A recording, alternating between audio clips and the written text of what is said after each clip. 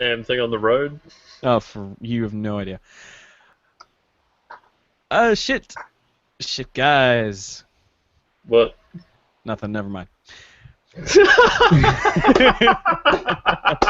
is the best way to start a show. I know, right? All right, here we go. Starting it properly this time. All right, ready? Here we go. And this is Acceptable Vices for April 17th, 2015. Spec Ops. This week. Fucking Spec Ops, the line. Jesus There, one more Christ. time. One more time. Okay. All right, I got it. I'm good. You good? Yep. Because if you start laughing, I'm going to start laughing, and it's going to be a problem. Fucking roll it. All right. This is Acceptable Vices for April 17th, 2015. This week, Spec Ops The Line. Hey everybody, it's Acceptable Vices. I'm your happy host, Victor Frost, and on the line with us today, we've got a skeleton crew for our podcast, but that's okay because the skeleton keeps all the muscles in check. We got Churba. Hey, fun Spec Ops fact for you. That music you hear on the title screen is a live recording of Jimi Hendrix playing Star Spangled Banner at fucking Woodstock. That's Yeah. it. Took me a sec. It is the best rendition of the Star Spangled Banner. And in New York, he recently escaped from a Swedish prison. It's Nelson. I didn't bring any meatballs with me, but I got a milk frother whose name is Product. Huh. Okay. Jesus. What do we even, like, how do you even go from there? You got a milk frother? What the hell do you need a milk Coffee frother to for? froth milk. Frothing milk Do fluid you here. just drink milk like it right when it comes out of the cow? No. You gotta froth it first, like a civilized See, person. Nelson, you want to go like a civilized person? You drink your coffee black, god Ugh. damn it. Ugh. Pansy. Anyways, today we're going to be talking about the amazing game Spec Ops: The Line. If you were unawares of this game's existence, for shame upon you. Came out for all the major platforms, including Mac. In 2012, 2013, took Mac about a year and a half to get it. But it's for Windows, PlayStation 3, and Xbox 360, published by Jaeger Development and 2K Games, distributed by Take-Two Interactive. Great game. Nelson, what is special about this game Well, that has spurred us to discuss it? So, I am going to say, first off, if you haven't played Spec Ops: The Line, what are the people that make the video game YouTube thing? No, the Extra Credits Yes. did a two-parter video series, and the first part doesn't have spoilers, and it basically is why you should play this game. So Yes. we'll put a link in the doobly-doo, and go stop this podcast and watch that video, and then play Spec Ops, and then come back to this podcast in that order. Yes. No. Don't sleep in between, or else Don't you'll sleep. forget. Don't stop this podcast. It lines up eerily well, just like, Dark Side of the Moon and Wizard of Oz. Because I am going to spoil everything. Oh, yes. Everything. All the things. Yeah. So, are you ready? I think we're ready. All right. Ready? Spec Ops is the video game version of Apocalypse Now, except 8 hours long. Yep. And I played it all in one sitting. Because of course. Because of course.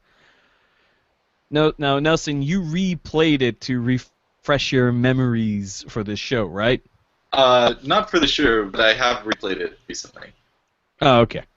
And it is just as good. Here's the thing. So Spec Ops is weird because the Spec Ops series, just quick history note, they were kind of shitty games. They were shitty, like, we're a tactical military shooter games. And they gave it to, what was the studio? Jaeger Development. Yeah, they gave it to Jaeger, Developments, which, like, who are they? And they took it, and then they made a military shooter, but they made it excellent.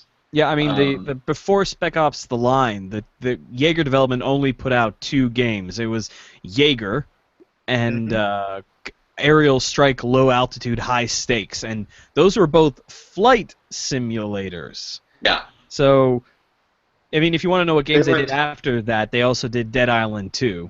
Oh yeah. So, but this is Spec Ops: The Line. Spec Ops: The Line is arguably their best game. Oh yeah. So, young, inexperienced studio gets handed, third game to a franchise, and they go crazy with this. This is amazing game. Mm-hmm. So here's the premise of the game. You play the character Captain Martin Walker. Him and the rest of his 3-man team, which 3-man team, nobody does that. Gets sent into a post-catastrophe Dubai. I can't ever Dubai. It's not.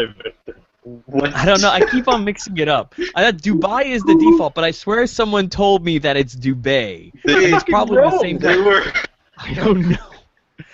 Okay, so they're sent into a post-catastrophe Dubai as they're a Delta Force team apparently on a reconnaissance mission. Now they go in there to try and find dead American soldiers, but as soon as they get in there, the captain decides, mission's different now. Now we got to search for survivors, and they basically go completely off mission. It's And- scope creep. It's your classic Middle Eastern scope creep. Yeah, sure. And then what ends up happening is that, long story short, and this is what the news likes to point out when the game first came out, you end up killing a lot of American soldiers. Quite a few, yes. Although since they went AWOL, I guess they're not soldiers anymore. Well, but did they? I don't know. So the cool thing about the game, one of the cool things, is that it starts in media res. You're in the helicopter, and you're trying to fly through, and then you crash. Mhm. And then it begins. And there is a point where you get back to the helicopter, and you fly through. And it's very ambiguous as to whether everything after the first scene is your dying flashback, or whether it is things that are actually happening. There's an interesting note that I didn't realize this until I read an interview with the developers. But so there's some dream sequences, right? And they always fade to white afterwards. And all of the regular real life scenes fade to black. Mhm. At the end of the game, if you go and you get in the Humvee, and they're like, oh, lucky you got out, and you're like, no, maybe I didn't, it fades to white. And I didn't realize that until, they had laid that out for me. But, Okay. yeah. So let's talk a little bit about the ability to enact choice in this game. So there are a few scenes that you get some kind of a choice, and depending on what scene it is, you either actually have a choice or you don't. Like, for example, there's a scene in the game where you have to shoot down. You're given a choice to kill one of 2 people. One is a native. And another one is an American soldier, and I don't remember the reasons why you had to Was choose this between the 2. where they were strung up and there was Yeah, the white they were one? strung up. Yeah. Yeah, so the one of them had stolen more than his water ration, and the other one had retaliated against him or something. Right. Yeah, So- what happened was that the native had stolen water, capital offense, and the soldier had gone to capture him, and he did, but in doing so killed the native guy's family. Mm. That excessive force So- is also a capital offense. Yes. So you have to choose which one you want to kill. And there is that choice. You can go use your gun and choose which one you want to shoot down, basically, to save them. And then that's the choice you were explicitly given. And in most games you would say, okay, I literally have to do one or the other. But this game the designers came really prepared. You can actually shoot no one, and then snipers will kill them both. You can try to shoot all the snipers, and then that might work. Or you can, try shooting, or you can actually kill them both, and then that's a different option. You are presented with a glut of choice in that particular scenario. And that's pretty good. But they also have this other part of this, and this is the white phosphor part of the game. So what you have in that particular scene is that you have to clear off a bunch of quote-unquote enemies that are in your way. And you can try shooting them with your sniper rifle, but they have infinite regen, and you have a finite amount of bullets, so you really can't get them all. And once you're out of bullets, you have to use the white phosphor. And if you don't know what white phosphor is white phosphorus, not just white phosphorus. White phosphorus. White phosphorus is a very illegal, very bad weapon. Well, that basically, when it makes is it not illegal? Not I wasn't so thinking it was illegal. I thought it was. That's true. We did. Against civilians. So white phosphorus, what it does, legality or illegality aside, what it does is that when it makes contact with human skin, it basically burns your skin and keeps burning, and you can't really put it out, if I recall correctly. Basically. Yeah. So your skin and your flesh is permanently on fire. Until there's no more flesh or anything to burn. I mean, okay, I just suddenly had image of you're permanently on fire. It's just some dude going down doing the shopping, picking up some milk, he's on fire. Excuse me, sir, no smoking in this area. So the first scene is interesting because with the two dudes. Because later in the game, it does a flashback to that scene, and both of those are actually just corpses that are just hanging there. Yep. And the second scene, which a lot of people, it was sort of evenly split between people who were like, "Oh, this is bullshit. Why can't I fight my way through? Blah blah blah," and the people who were like, "Oh, well, you had the choice to turn off the game." Both of those are wrong. Yes, they are both wrong. Yeah. Because you couldn't fight your way through. You would die every single time.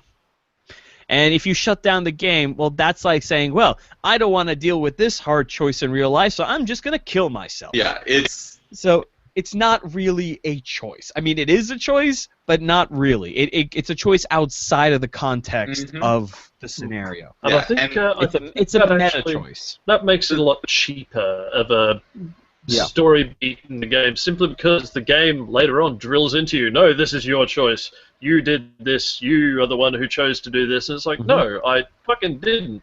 Well, here's the let thing. me progress. The character did. The character definitely made a choice, and one of the sidekicks is saying, "Hey, I don't know if we want to do this," and the character says, literally, "We have no choice." Yeah. And it's a disconnect between maybe what the player wants to do and then what the character wants to do, because the character, by the way, is going insane. Yes, because the truth is that you're here because you wanted to feel like something you're not, a hero. Well, that's the thing. The character, there is some argument whether the character was insane from the beginning, because there's a bunch of stuff that people apparently just don't notice in that game, according to the developers' playtests, like your commander's face being on billboards where it shouldn't be. Yeah, that's super creepy. All sorts of weird shit like that. And fucking apparently nobody notices this until the craziness starts getting real pronounced with hallucinations and dancing mannequins and shit. Yep. Yeah. It was one thing. Yeah. Go ahead.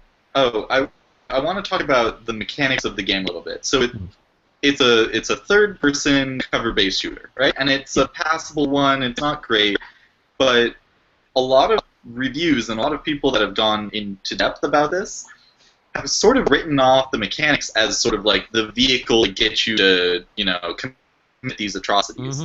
But I guess they don't realize the mechanics are key to this whole thing. Like, for example, the coup de grace, what is that called? Where you shoot someone and they go down and the execution. It starts off in the beginning of the game, you shoot someone and they're dead, right? And then over the course of the game, you get more and more, loot from doing these executions, but they get more progressively bloodier. And there is a point in the game where, the main dude, beats a dude to death, and the other characters react, but if you think about it, that didn't come all of a sudden. Like, if you had been, using that mechanic and getting the rewards, the game rewards for using that mechanic, it was getting progressively bloodier as time goes on. Right. I mean, the entire game reacts to your choices as a player in so many subtle ways. Mm-hmm. Yeah. Go on. From a story, and that was all I had to say on that. So from a story perspective, and Extra Credits pointed this out. So if you've played the game, you really should go and watch the second part of the Extra Credits two-parter on this as well. The Extra Credits crew point out that you are constantly moving down. Oh yeah. Yeah. So you start off on the edge of this sand-blasted Dubai, and you're going down into this sand crater into the heart of the city. And you're constantly moving down, even at a point where you're like, okay, I have fallen through to the basement of a building. And after one cutscene later, you're at the very top of a skyscraper, and you are now going back down again. Mm-hmm. You are constantly moving down, going deeper and deeper into into your own personal hell. It's a great the vertical movement in the game is a fantastic metaphor for how terrible things are getting. And you get one of the terrible things is that going back to the white phosphorus scene, you start off above all of the people, above all the troops and stuff that are down there that you then bombard with the white phosphorus. And then when you go down into there, you get to see all the viscera and the carnage of your actions. That you've killed civilians and friendlies. You've killed all these people.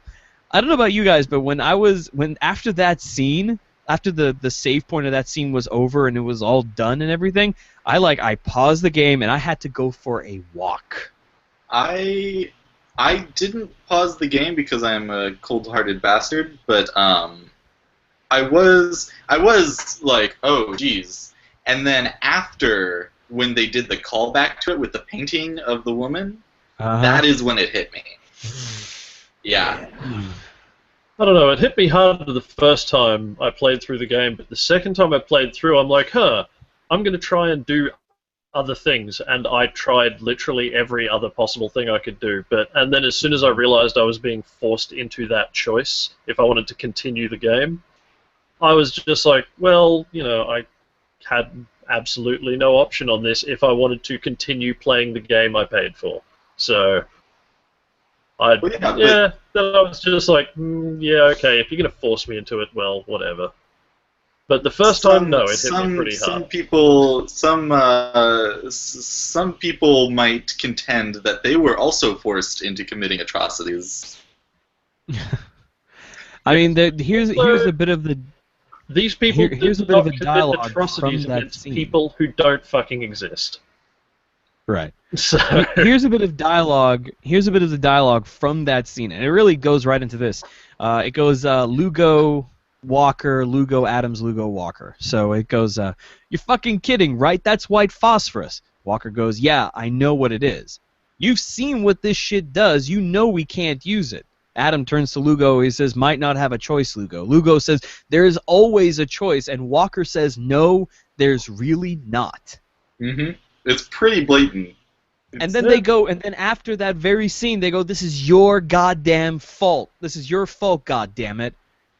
Hanging a lampshade on it doesn't give it that much more impact when they're basically going, nope, this is it. This is what happens. Yeah. You might as well just be telling it to me as a story at that point. Yeah, well, that's what games are. They're stories. Mm-hmm. I know, but just going through the motions does not mean I'm having any effect. Can I just point out and take a step to say that the story of this is a little bit on the ridiculous side? Because I mean, this guy was talking to Walker was talking to Conrad over the radio, and his two squaddies didn't notice that he was basically talking to no one, and that he was getting progressively more crazy. Well, that's the I mean, thing. it's When you get to the very end, you have a number of flashbacks that basically show your two squad mates going like, "Hey, what the fuck? Are you okay?" And like going, "Hey, he just stopped. Now he's talking to himself. What the fuck's wrong with the captain?" Shit like that. But Yeah, that's never actually shown in the game. In the game, Yeah. they just carry on like you're completely normal, and this is just everyday stuff for Delta. I'm Just pretty like, sure no, that man. is the majority of the game is, it's third person, but it's from the perspective of Walker. Yeah. Like, it shows him, getting more and more rugged, but it doesn't show him, like, being batshit insane. Right? Yeah. No, At which point, why it didn't shows they him just? fucking crazy? Yeah. Why didn't they just? Which is my question. Why did they continue to follow his orders? What else? You're stuck in the desert. You drag his ass back to the outside of the sandstorm. Do you know That's how what many skyscrapers they'd have to climb to get out of that hole?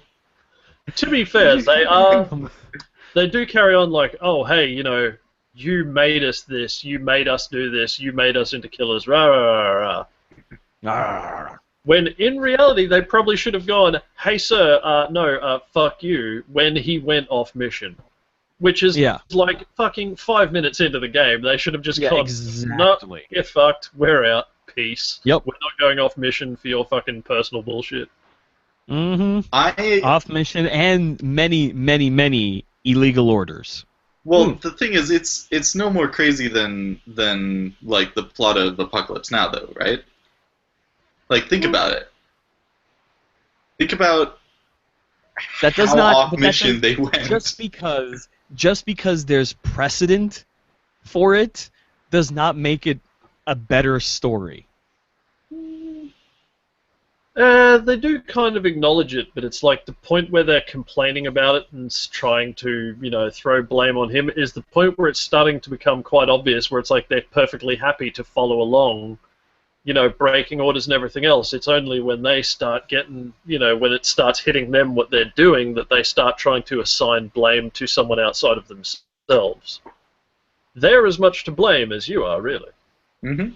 Yeah, and by you, it can be kind of debatable as to whether the blame falls on you as Walker or you as the player, because the game, it does like to blur that distinction quite a bit. I mean, there's all these different lines from the loading screen.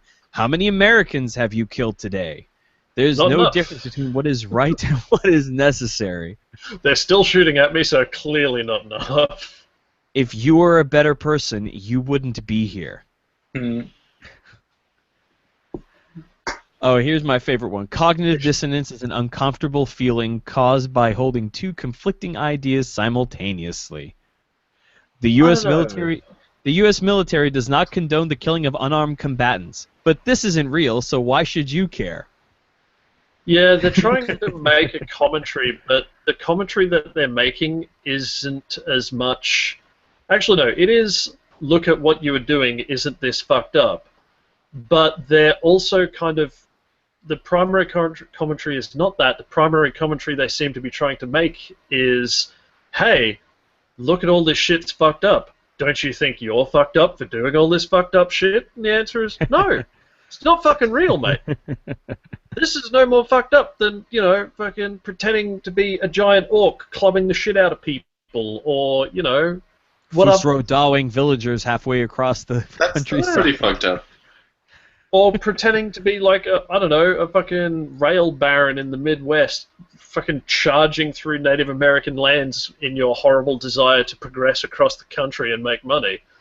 And it's okay, fine. That's fucked up if you think about it. If you compare it to the white dude war porn of something like Call of Duty, which, by the way, buying Call of Duty gives money to gun manufacturers. Yeah, that's also kind of weird too. Yeah. So if you compare it to some, as a commentary on things like that, like, playing an art game about war, might not be as fucked up as,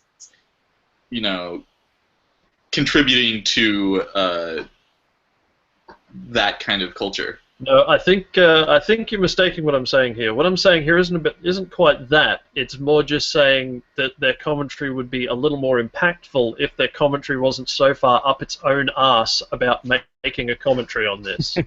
Yeah.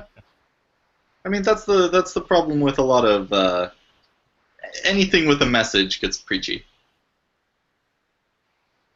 No, it's not being preachy. It's that they're also like turning around and going, "Hey, aren't we clever? Aren't we clever for doing this?" And I can't fucking stand that. No, if you want to preach, preach. Don't tell me how clever you are for preaching.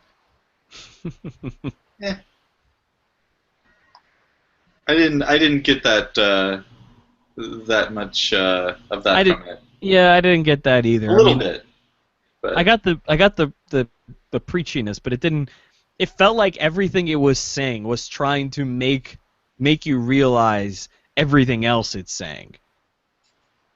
Like all the loading screen stuff was trying to get you to dig. It was trying to get me to dig a little bit deeper into what was actually going on in the game.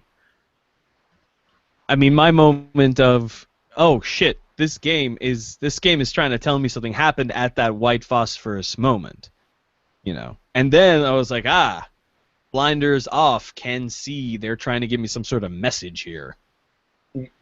I played through the entirety of the game in about 8 hours in one sitting, possibly 2. I may have fallen asleep at some point because it was over a weekend. But it was about 8 hours of continuous attention. And by the end of it, there's a few different endings that you can get, right? You can, shoot what's-his-face or not Conrad. shoot him. You can, at the end, when you are wearing his coat or his jacket, and you're holding the grenade launcher, and the army comes to save you, you can either put down the grenade launcher, you can shoot at them and die, or you can shoot at them and kill all of them and just keep killing forever, and be the sad little king of your sad little hill. Yep. I physically could not make myself shoot them anymore. Like, I felt such a visceral disgust that I was just like, I am putting down this gun, I am going to go with the nice man and get in the Jeep. I get in the Humvee. I did the same thing, but I had a different path of reasoning to that. Because throughout the game, everyone else you kill, barring some civilians obviously, tend to be a threat. Mm-hmm. They are explicitly a threat. They are shooting at you. If you do nothing, they will try and kill you. Or rather, they will kill you. Or they are being a threat to your squad mates or civilians that you are theoretically trying to protect. How that works out practically, not so much maybe, but still. Whereas those soldiers at the end of the game are actually not presenting a threat until you do something threatening. If you pull up your gun, they will start shooting. But they're also just going to stand there and keep saying, hey, drop the gun, drop the gun, drop the gun, until you drop the gun. So if they're not presenting a threat, I didn't see any particular reason why I should start lighting them up. See, you were I just dropped it and got in the car. You seem much like you were much more cognizant by the end. I remember halfway through the crowd scene where the crowd's kind of jostling you. That scene too. That's a good one. I murdered all of them.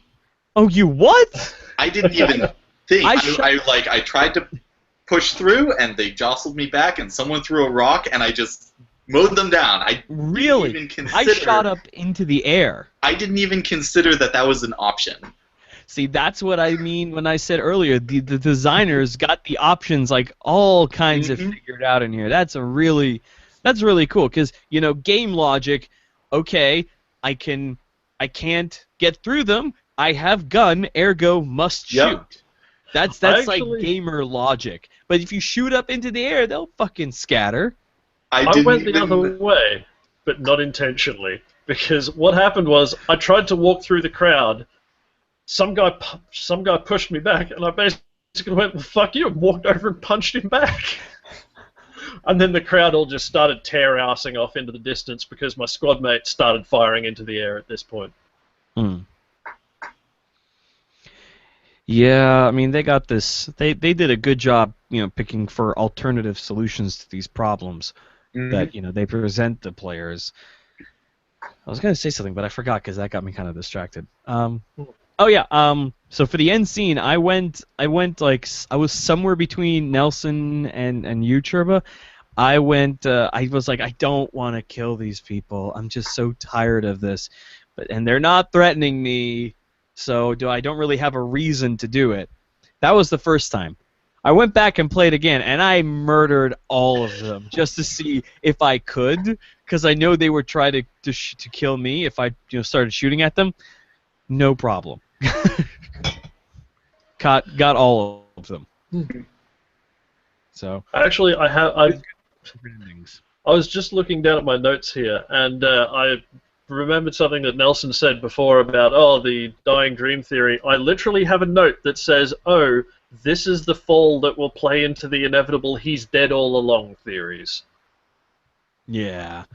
that rewind to the helicopter bit, I thought, oh, okay, this is all right, it's going back to the helicopter for some reason. All right, fine, no problem. And then he starts talking like, wait a minute, we've done this before. I'm like, no, come on, why? See, that's the thing where I don't think it was, just his light flashing before his eyes before he died. Because they explicitly mention, one of them is like, "Hey, we've done this before." That was not him though, right? That was another teammate. No, that was him. Okay, then maybe it is just his light flashing before his eyes. Or a PTSD flashback to catch you back. Oh well, no.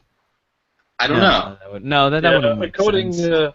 According to the subtitles, it is definitely Walker that says it. Yeah. But also, fucking, as a side note, Nolan North is Nolan Northing the shit out of this game. He is. Are they making a movie? His star role. Oh no, Nolan North. Okay, yeah, I was thinking about someone different. Yeah, the voice actor. Yeah. Oh yeah, he is the role he was born to play. Oh yes, he is Nolan North to 11 in this one. Actually, speaking of the voice acting, have you noticed that the voice gets a lot hoarser and throughout the game, the various things he said slowly get more and more aggressive. Oh yeah. Like it goes from hostile down to enemy down to he's dead. Yep.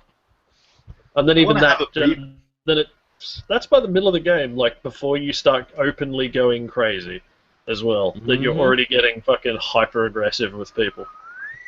I would like to have a brief moment of silence for the two guards and the stick of gum, because they were my favorite characters, and they were excellent.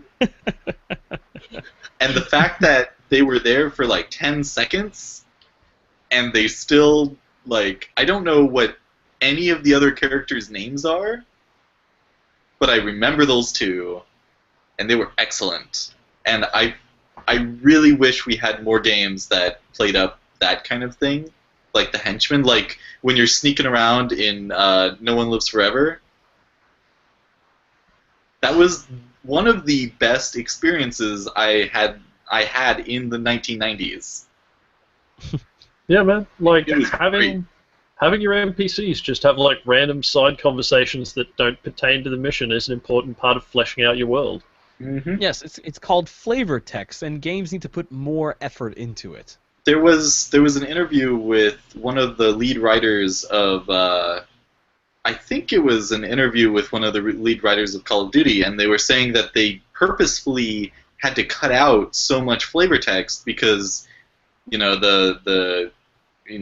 game designer people were like, well, you know, this guy's not giving any info about like where to go and what to do and what, you know, your objective is. They need to talk about the objective. Like, you can't make them. You can't make have them them people. empathize with the NPCs too much, or they won't want to shoot them in the face. And it's like, well, that's why you put flavor text. You could always just add a few lines of dialogue from your commanding officer. Ramirez, listen to these guys talk about the gum they stole from Benson. Fuck that guy.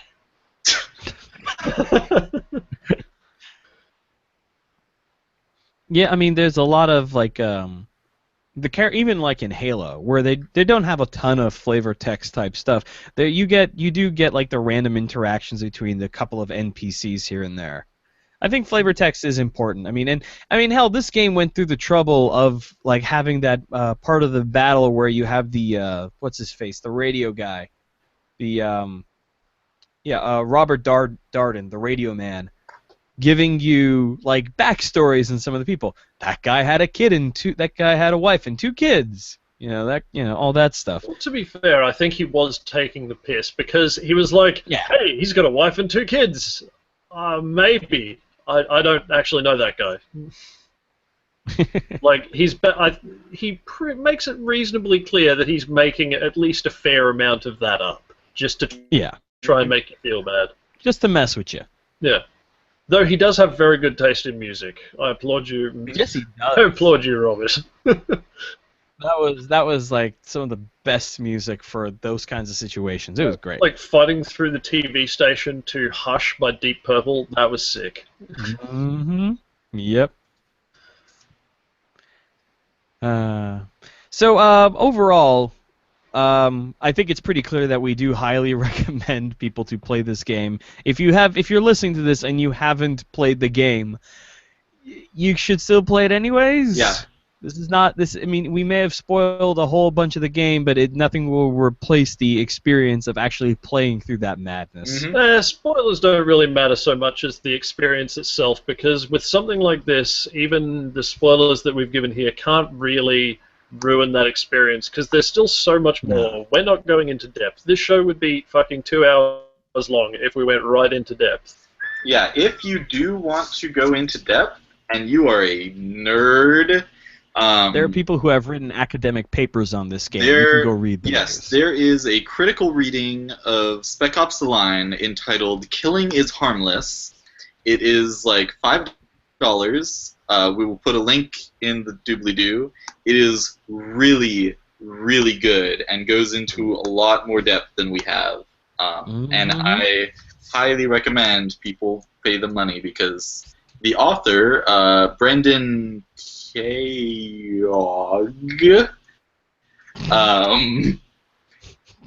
is good at writing about video games, and we need more.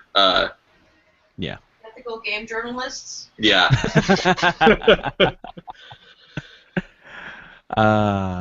Thank you, Charlotte, for that wonderful injection of humor.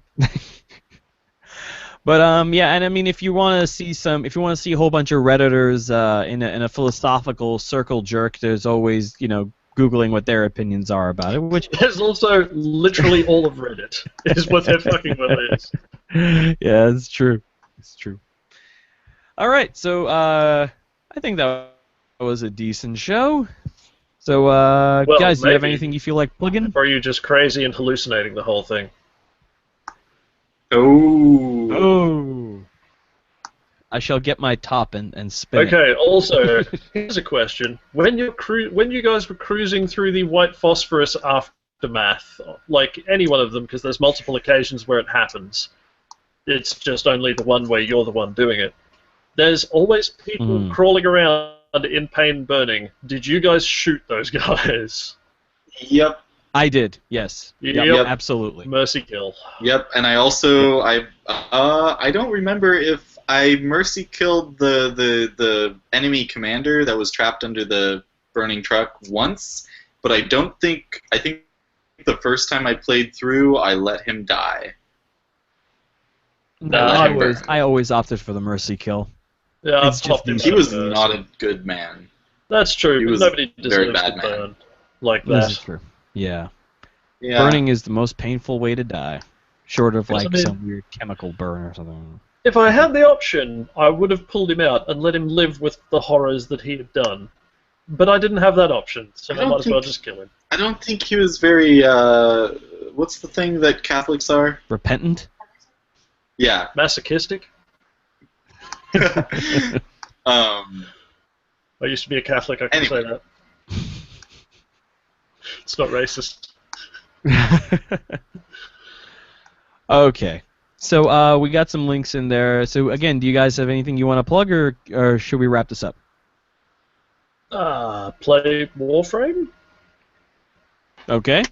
Nelson? Yes, no, Warframe is good. It's a free-to-play game, and they actually do it right and fairly, rather than the way a lot of other people do it. So, Okay. I don't know. Twitter.com is a pretty good website. It is a really good website. I mean, it's Go got there. traction. Read some drill tweets. Yep.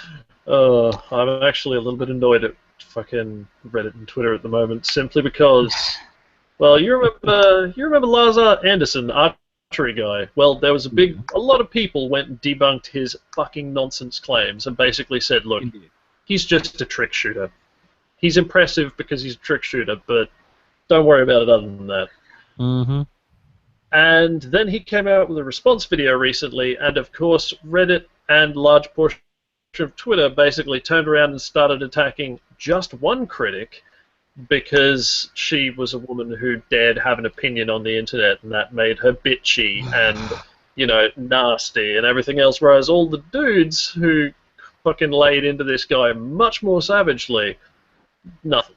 They all got off scot-free. It's just like, yeah, whatever. Internet. Yeah. Why? Internet. Okay. What can I say? Well, the only thing I have to plug is the YouTube channel, which if you are watching this, you already know about. But if you are listening to the podcast, you should check out the YouTube channel on which all these live streams are done live on.